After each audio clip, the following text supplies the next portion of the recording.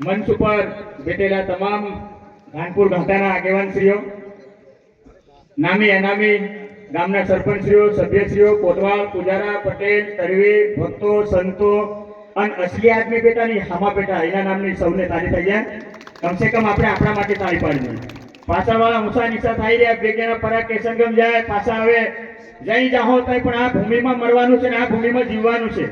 તમારા હારું કઈનો જિંદગી નહીં આવે.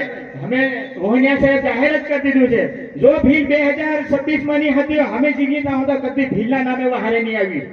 ધોળે ચંદ વહાર્યો પડે, ધોળે ચંદ કઈ બી થાય, રાતે કઈ બી થાય, બાકી હમું નહીં આવી. તો આપણે આ સમાજને સુધારવા માટે, સુધરવા માટે, અમલ કરવા માટે એ માટે ભેગા થયા. આ નોતરા જે આ ટીમ નાખ્યું છે ને આ ખાસ એના કેવન સાહેબ ને અમરસિંહ સાહેબ ની ઈવના નામે જરી બે તાળીઓ તો આપણે વગાડવી જોઈએ. કારણ કે ઘેર ઘેર ક્યાં આ પટેલ બાબા ને ઘેર ક્યાં, પૂજારા ને ઘેર ક્યાં, સરપંચો ને ઘેર ક્યાં હાથ ઊંચો કરો છો. તમારા ઘેર આવેલા કે નહીં? આવેલા ભાળો કે ઈ બિહેરી વાળા છે, એવું છોરા છે, એવું જગા જમીન પૈસા પગાર બધું મળે. શું લેવાય હોય કે નોતરા નાખવા ગયા? એટલે તમારે નોતરા લેવાના છે કેવન સાહેબ? નોતરા નથી લેવાના, સમાજ સુધારવાનો છે.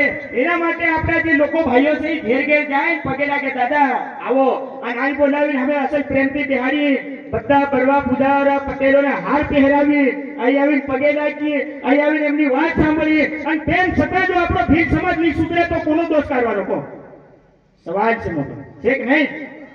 એટલે આપણા બધાના હવે દેખો વડીલો, તમારા હાથમાં છે કમાન, હરિયું તમારા હાથમાં છે, કામથી તમારા હાથમાં છે, અને સામે આહારવાનું બી તમારા હાથમાં છે. આ વખત આપણે ભીલ સમાજને કમ્પ્લેટ પાટા ઉપર 1021 ના બંધારણમાં લાવવાનું કે લાવવાનું, જો લાવવાનું હતો આ જુદો કરો. હા, તમે થોડાક દંડ નહીં થાય એમ મને લાગે કે સસમાયત્રે જોરદાર વાત છે. 1,21,000 નું નવું બંધારણ કર્યું છે. સાહેબ વિગતે તમને વાંચી સંભળાવશે, પણ અહીં બેઠેલા જે આપણા વડીલો છે એમની સંપૂર્ણ જવાબદારી છે. અને એ લોકો હવે આપણને ખાતરી આપી રહ્યા છે, અત્યાર સુધી કાલ સુધી જે થયું એ તમારી અંદર ઘણું હોય. પોરના જિલ્લા એનું હું, પરારના જિલ્લા એનું હું, કઈની જિલ્લાડે હગાઈ કરીને ઉદાહરણ આવી ગયું, બધા પ્રશ્નોના જવાબ આપણી સમિતિ આપશે. હું બધા લાંબી વાત નહીં કરું, બરાબર કે બરાબર? પણ જાગ્યા થઈ સવાર ને તો આવા નવા હુતેલા રીત્યા ભીલ સાહેબ આ ધરતી બની 13 ના આપણા દાહોદ જિલ્લાના ભીલ હુતેલા રહ્યા, હુતેલા રે જાગેલા રહ્યા. બાર આપો લોકોના હાથે ઘડાવા રહ્યા, અને લોકો આપણે ઘડાવા જઈએ હંમેશા જઈએ તો પછી ઘરે જ નહીં ઘરે. એટલે આપણે સમાજની અંદર આ બિનજરૂરી આપણે ખર્ચા વધારાના કરી રહ્યા છે, એને આજ પછી આપણે અહીં મેળવી જવાનું છે. આના માંડવાની નીચે, આના મેદાનમાં નીચે દાખીને જવાનું છે. કાલથી નવું કાગળ, નવો કાયદો, નવો ન્યાય અને ભીલ સમાજનું નવું બંધારણ.